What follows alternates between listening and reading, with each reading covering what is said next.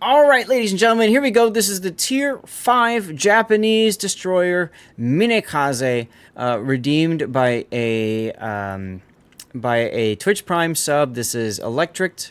And his game, it's a random battle played early in the morning, which almost assures a lot of bots. One of the fun things about playing low tier is you get a lot of bots these days in random battles. That's good because you can beat up on them and get all the XP earnings and stuff.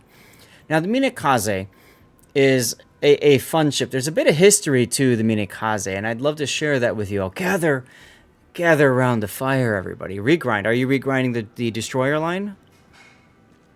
The gunboat line, the Hatsuharu, not Hatsuharu.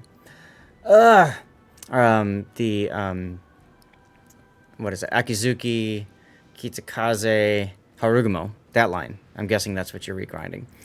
Yeah. So, storied history of the Minekaze. When she was originally released, she had a choice between 7-kilometer range torpedoes and 10-kilometer range torpedoes. Battleships at Tier 5 cried those battleship tears because 10 kilometers is a long range for ships at Tier 5. And boy, did battleship players like to drive in straight lines for extended periods of time. So they got themselves completely wrecked. And so they cried and cried and cried to Wargaming, please, this is unfair. Because 10-kilometer range torpedoes didn't start until you got to like Tier, 8, I think at the time. Maybe 7. So, those BB salty tears, right? So Wargaming said, okay, fine. We'll remove the 10-kilometer range torpedoes on the Minekaze, and we'll put them instead with the 7-kilometer.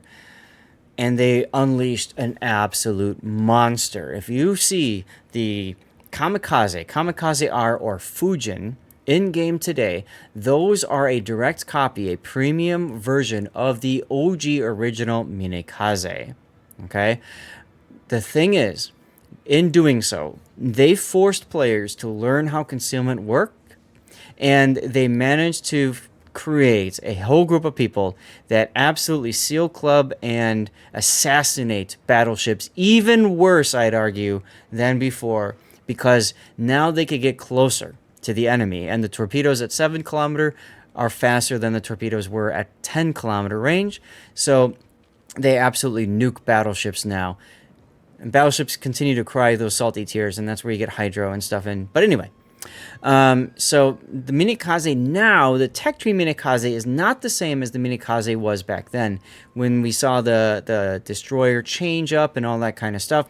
Some parameters of the ship were tweaked a little bit and stuff, so she is nowhere near as OP as an assassin as she used to be tech tree wise. If you want that experience, now you need to shell out for a Kamikaze R, or a Fujin. So, let's take a look at Electric's build. She's still a decent ship as a torpedo hunting ship, but nowhere near the fun that she used to be. So, you are doing a regrind. Now, when Electric is doing a regrind, that means he's trying to get through the ship as quickly and efficiently as possible without spending ship XP and credits. So, he's choosing not to, for example, upgrade the guns or the gun range. Fine, that makes total sense. You have to upgrade the B hull in order to make it to the next tier anyways, so you might as well upgrade the hull and play the ship with that upgraded hull.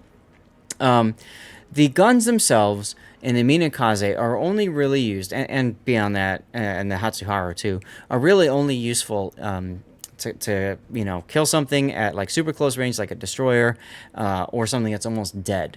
But the Minekaze guns are just they're just not good. So if you end up in a gunfight with, like, say, the American Tier 5 on the other side of things, God, I'm trying to think of the name, starts with an N. Thank you, the Nicholas. You just get outgunned. So the Minekaze, it's torps, and your concealment is what you live or die by. Okay? So, let's take a look at the build. We've got main armaments mod 1 to keep the torpedoes alive. We've got engine room protection to keep your engines running, and torpedo 2's modification 1 because, like I said, torpedoes are your bread and butter. Commander is Minakami Shiori. Okay, so that's going to be a standard captain between all of these. It is exactly a torpedo stealthy boat. So you went with grease the gears. This is a 20-point captain. You got preventative maintenance, last stand, adrenaline rush, concealment, radio location, and then the torpedo, fill the tubes, and swift fish, and grease the gears. You don't really need liquidator, I suppose. You always upgrade everything. Well, you got to be careful what to upgrade, right? That's the hard part of that little Cinderella. Guns rotate stupid slow, so that's why grease the gears comes in very handy. I agree with you there. I absolutely agree with you there. You've got 1 point left. Now, you said that you were going to put this on the Kitakami. Kitakami is a premium cruiser, so you can absolutely have it set to a tech tree ship, in this case, the Minekaze, and then you have the other commander skills, the cruiser commander skills that you can put towards the Kitakami. So that's fine. So your last is going to be consumable reload. I was going to ask you, that makes sense, because that gets you your engine boost and your smoke quicker. That's consumable specialist, yep. Signals. Ain't got any. It's a regrind ship. It's tier 5. You want to conserve signals. I completely understand that decision. Here we go. Let's get to the replay. I don't like the no survivability expert. Well, at tier 5, it's not that big of a deal. And as he said, this is only going to be on the Minekaze. It's not going to be on a higher tier destroyer, at least. So I can understand the decision making behind that. Used to be able to derp battleships with Icarus and other British destroyers. Now their secondaries are too buffed to sail up and torp from 20. Here's my alternative. The You have to be torp reload closer. on this ship is 43 seconds. Shoving off 10% of that already super short cooldown isn't that big of a deal. I would sacrifice these 4.2 seconds of torp reload and take the survivability. Well, I mean, that's your choice. Me, I would absolutely go torp reload. You take what the ship is good at and you make it better. Even though it's only whatever, it still improves the torpedo reload. And for me, what's going to get me the win in this game isn't necessarily surviving. It's going to be doing as much damage as I can. So I understand the idea behind the reload. Let's take a look at your team lineup. It's all tier 5s. There are bots on either side. Chat, those of you that rated in with Son, please, you're more than welcome. Ask questions. This is meant to be an educational stream. There's a lot of people hanging out in voice right now. Grunty himself is a bit of a Japanese torpedo boat enjoyer. And of course, we got others here as well. Who stole my MacGuffin? Or my Guffin? You're welcome. Preventative maintenance for Massachusetts, Georgia. Rob, probably not. There's probably the problem with Massachusetts, Georgia is you're probably only going to put 1 point in, and that's it. And I just don't see preventative maintenance helping in that case. If you spec it for secondaries, I would maybe take it because like the 1 point skills on the battleships on neither of them is really impressive. I mean the only one that's useful, of course, is the gun feeder. If you're gonna change or gun feeder, ammo, whatever the one that changes your ammo type. Yeah, it is gun feeder.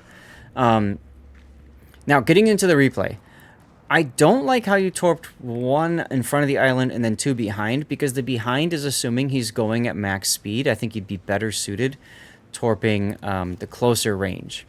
As a matter of fact, the Icarus made inky and stopped and smoked. Also, this is, with so many bots, just focus on killing the bots first. You need to change your commander skills? I would recommend waiting until there's a free respec or something. Why are you turning this way? I'd be turning northward away from the Argentina. You're putting yourself in a lot of danger right here. How many of these players are actually real? I think there's like Omaha, 3 or 4. It's the October, it's the other destroyer, and the Congo. I mean, if you are in a match like this, you basically have 2 options. You either focus down the human players first and the bots last, or you try to focus the bots so you have as many of your own bots left when you fight the human players. Yep. Yep, and I think that's kind of the problem right now. You're being extremely aggressive. So far, you haven't been punished for it, so you're kind of lucky there. But if I'm that Icarus, I'm absolutely killing you. Splice the main brace. That's right, Hugh. Icarus. Or sorry, the Acosta.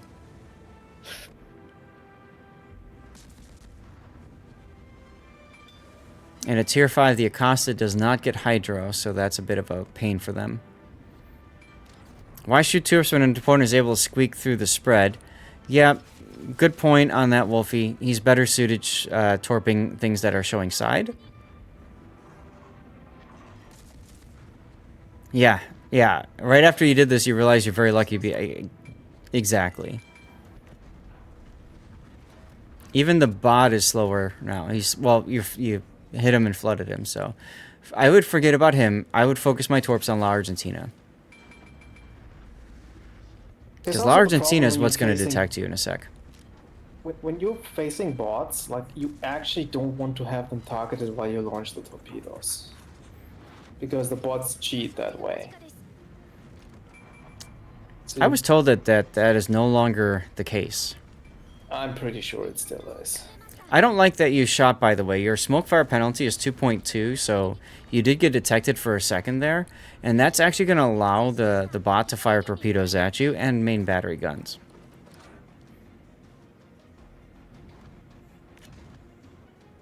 Oh, look, you have a broadside battleship you can just nuke. Isn't that fun?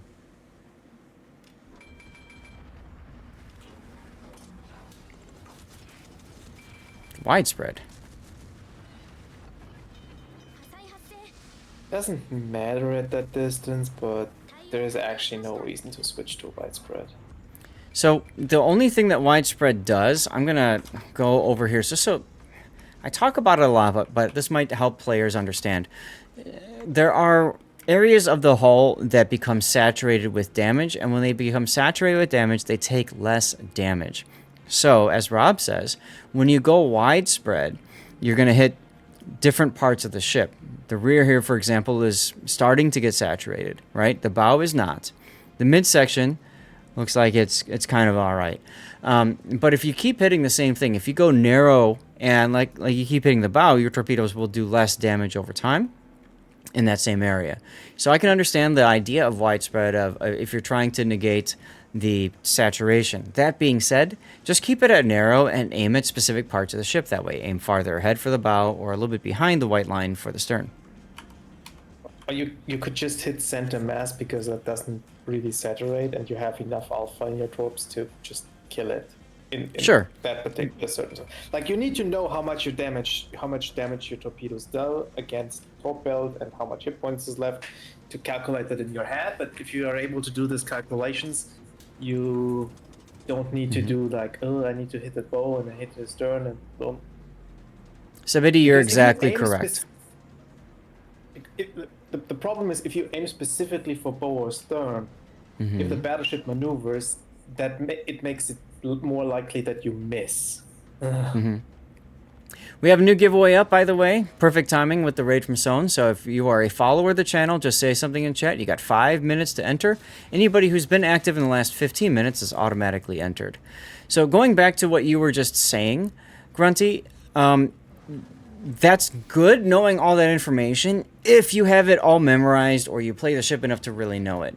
If you don't, I think it's good to get in the habit of saying, all right, I'm up close, I'm just going to widespread it, or I'm going to try to hit my torps on specific parts of the ship. By the way, you are actually losing this game, in case you didn't notice. Yeah, it's kind of bad because the enemy team has all the human players left. They've done a better job than your team at killing the bots, essentially.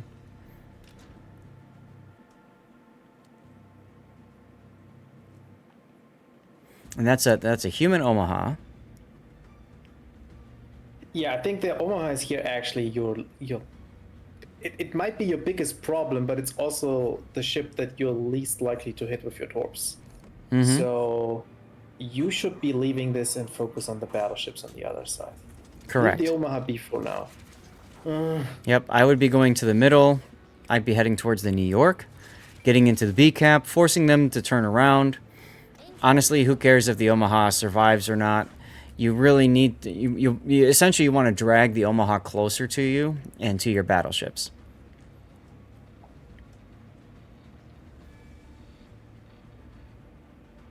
The way this Omaha plays here and how he turns tells me he has his hydro running right now. I was just going to mention that. We always forget that Omaha does have hydro.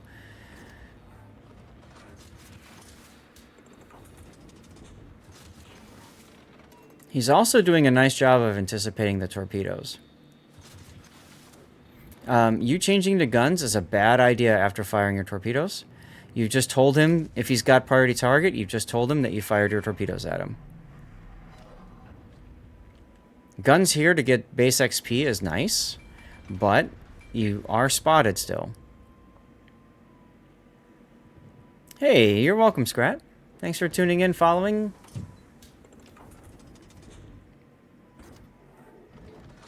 Yeah, you want to reset him. I understand that. It's just... You're too focused on this Omaha. Like, just leave him. You really have to hope that your battleships up north aren't going to die. Like, I mean, they will, because they're in a 2v3 now. Now you're in a situation where you want to reset him again, and he's already coming towards the channel. So unless you can get him reset and get him to turn in, you smoked. Okay. Oh, look, one of your battleships died. Alright, so you suckered him to shoot at you, which is going to give you some free hits on him. If he's got hydro running, that's going to cause some problems for you, though. Like, this whole play makes sense if the Omaha is low. Let's say, like... Or a bot. Less than 4,000, 5,000 hit points at max, but, like, he's full HP. I'd also be widespreading, frankly. He's proven quite well that he can dodge these little torpedoes, like when they're narrow. Oh, look, both your battleships died. Solo warrior time. AP on these ships is still kind of painful.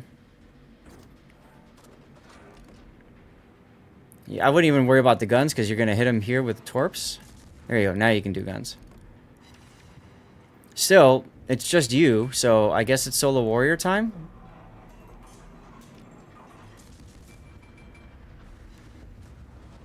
Well, you got a Kraken. If you had Yamamoto, that would make this ridiculous. Why are you turning south here?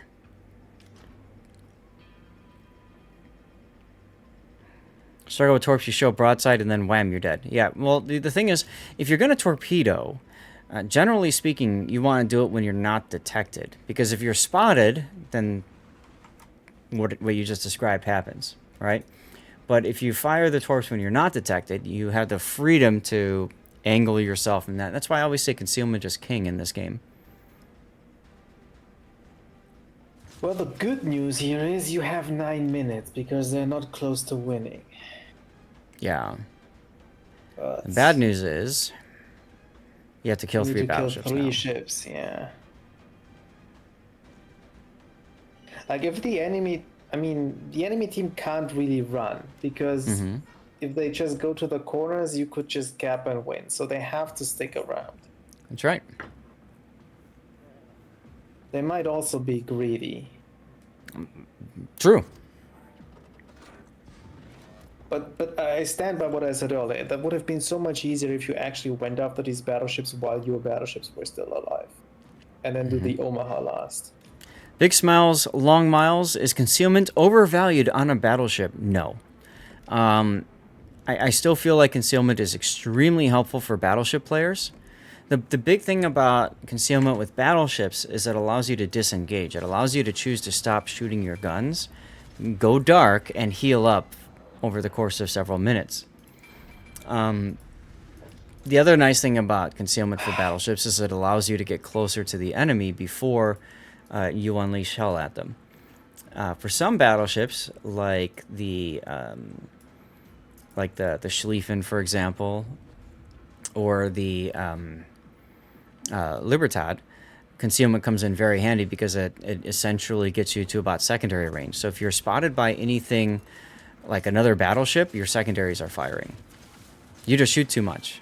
Well, trigger discipline is a big thing in just about any ship, cruisers especially.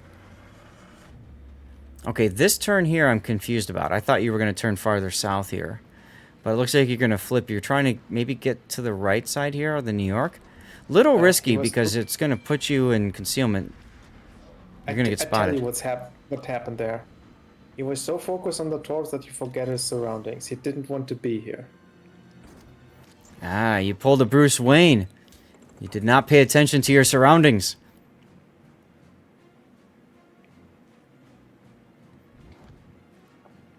Well, Your flooding chance is actually really bad. Like, what is happening here? yeah, the important thing is that the New York DCP'd that flood. Yeah, the battleship. The problem for this is you're firing torps at something that's bow on. So I can see that being a concern. Also, you've got an island in front of you, so good luck trying to get out of that. You just have to hope that these guys all just brain dead charge you. Yeah, you need to forget about your torpedoes for like 30 seconds and get out of there. Yep. Uh-oh. And you Look at the mini-map. Very delayed on your smoke there. But maybe they'll take a shot at you? Okay, the Octo-Rev did.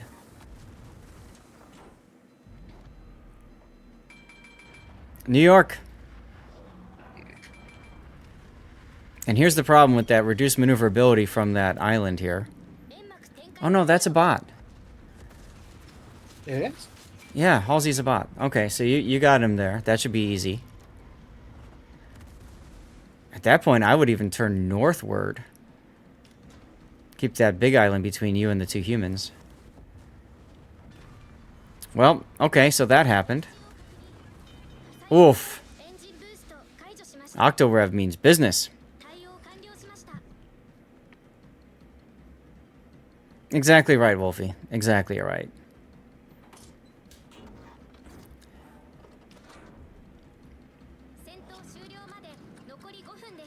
Okay, your anti-air's off, which is good because of the ASW planes. Radio location tells you that they are charging your smoke. Oh, if you are the enemy battleship in these situations, this is where you turn and run. You have won it now with what time is remaining. Mm-hmm. You just have to stay alive. And the Minekaze is actually really, really bad at chasing down battleships because of their torp range. Yep. It's the the worst one thing. situation where it's bad. Okay, and now you're once again turning to get in front of these battleships instead of on their sides.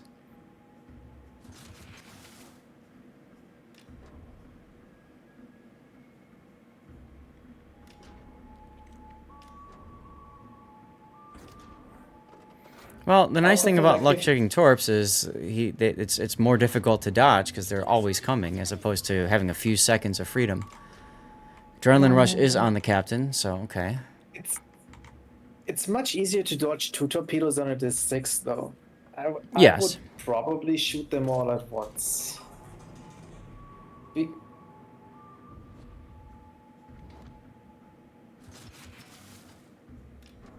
And that's true as well. They get an idea of the general location where you are. You're running low on time. You also have no more consumables, and you can't afford to be detected.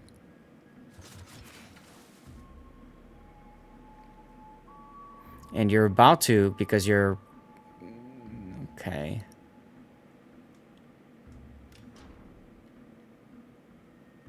Yeah, see, you're turning right now. You want to fire the torpedoes, but you know you can't because he's too close to you. Good choice of changing course here. This is good. Because the Congos decide he's going to go into the sea cap, and you've decided you're going to prevent him from doing that. Now remember, if a battleship sees that first torpedo, he's naturally going to turn to avoid it, or slow down, or whatever. So I don't like continuing to shoot on the white line that third set of torps. You'd be far better suited turning, like shooting them closer. Yes, if he shoots at the battleships, he's 100% dead. So, I mean, he takes the torpedo. That flood alone is going to cause him to miss that third rack of torpedoes. Not to mention the fact that he slows down and turns, which also, of course, means you're going to miss that third rack. So that's why I think that that third rack of torpedoes was wasted. 916, 919. You're coming up on very little time. You got to kill this bungo, or the Congo, I mean, and then you've got to go and get in range of the Octorev. Oh, the kick is good.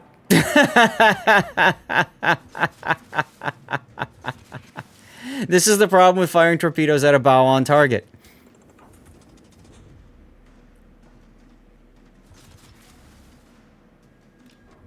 Yeah, you split the uprights there.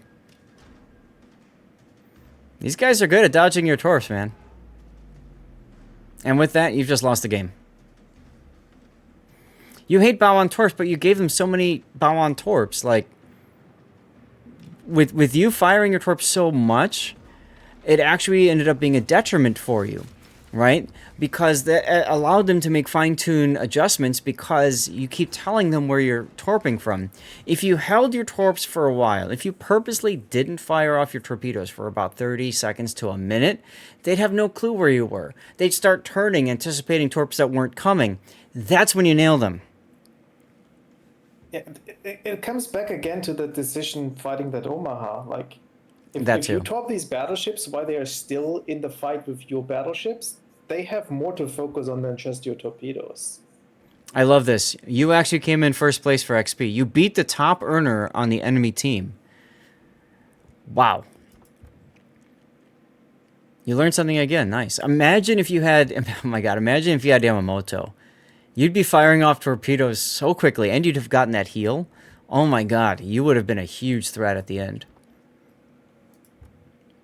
Be right back, respecking Yamamoto for tier 5. Anyway.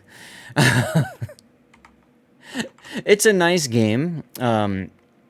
You can't control your teammates, of course, but you can control what you choose to do and not to do, and I really feel like you had some good opportunities there that you missed out on.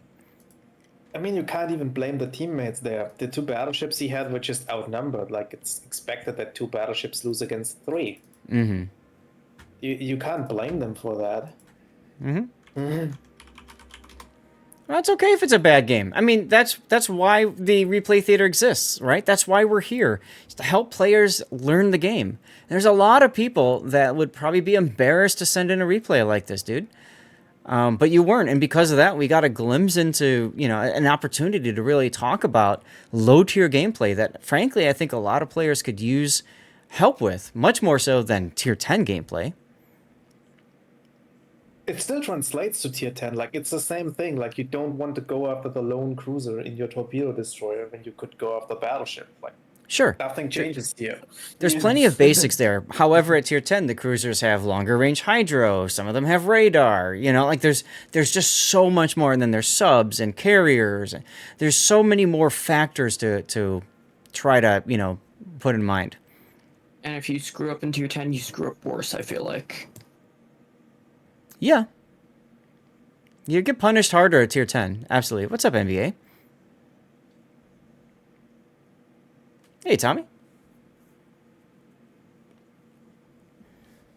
Hey, who won that giveaway, by the way? Did it say it already? I wasn't paying attention. I got it. I think wasn't either. It gave me. Tune, it you got gave it? me. Yeah, it gave me a CC code. Oh, nice. The Okay. bonuses, or whatever it was. I think it was a blue bonuses code. Huh. Yeah. Okay, cool. Congrats. Yeah, tune-up one. Blue bonuses. Excellent. Japanese torpedoes do pack strong warheads. Absolutely.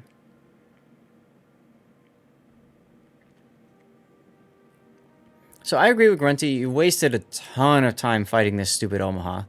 And hey, we also have to give props to that Omaha player, right? Because he didn't go down easy.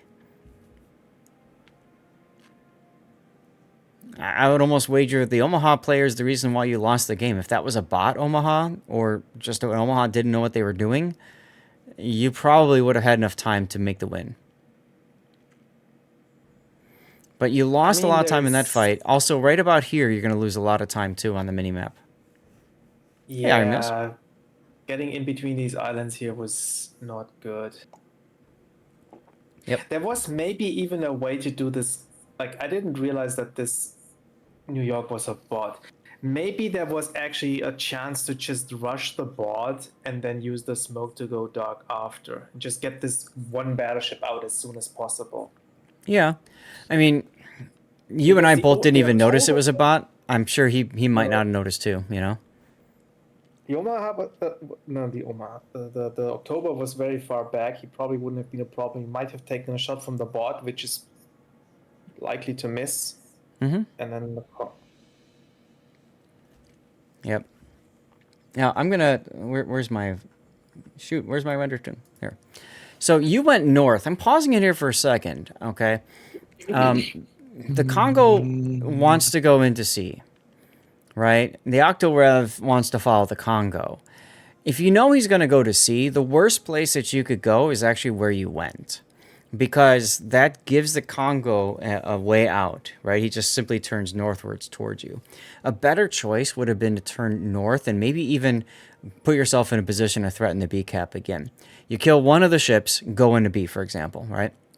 You know. Like, there's only like 2 minutes left. Mm-hmm. But the point I'm getting at is if you know the battleships want to go into sea, you want to put yourself in a position to have an angle on those ships, not a straight ahead, right? True. So Like, I would have gone like, to Foxtrot 7 Island, like up that way. I mean, yeah, that gives you the best chance to torpedo. Yeah. Mm-hmm. I'm just in this case, my mindset is already this game is lost because the October isn't even going to chase. It's going to turn around, run away, game over.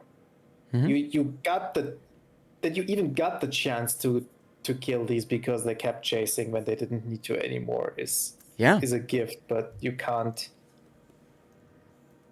Yep. All right, so what are we going to call this one, y'all?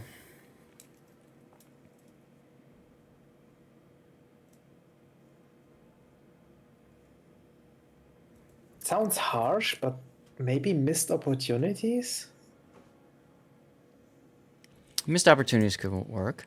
I was thinking Torp Spam. Telegraph. I wouldn't call it amateur work, Electric. No, not at all. No, don't put yourself down like that, dude. Never. I think Torp Spam would work. Telegraph. Telegraph could work too. All right. Well, either way, dude, appreciate you sending in the replay. Thank you very much, Electric. It was a loss. It was a great learning opportunity. So I think this was a good replay to take a look at. Okay.